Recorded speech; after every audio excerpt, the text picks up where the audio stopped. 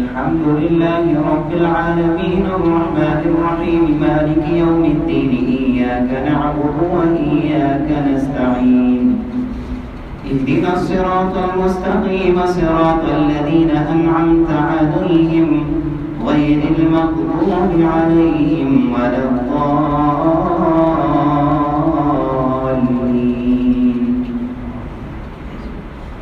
لن تنالوا البر حتى تنفقوا مما تحبون وما تنفقوا من شيء فإن الله به عليم. كل الطعام كان حلا لبني إسرائيل إلا ما حرم إسرائيل على نفسه من قبل أن تنزل التوراة. قل فأتوا بالتوراة فاتلوها إن كنتم صادقين. فمن افترى على الله الكذب من بعد ذلك فأولئك هم الظالمون. قل صدق الله فاتبعوا ملة إبراهيم حنيفا وما كان من المشركين.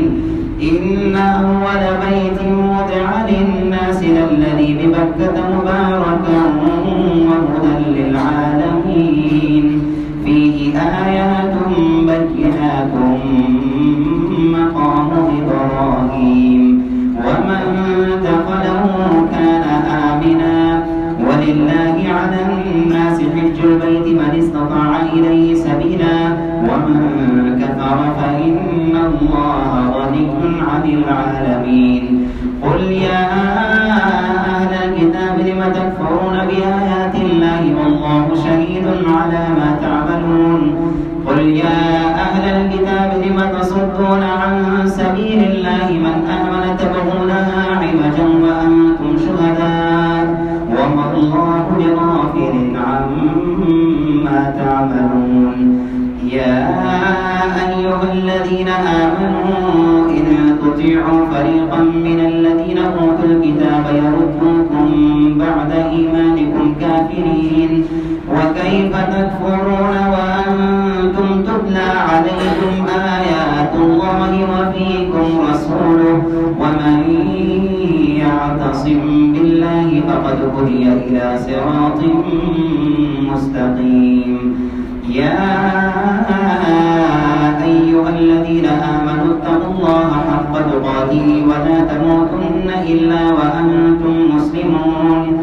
واعتصموا بحبل الله جميعا ولا تفرقوا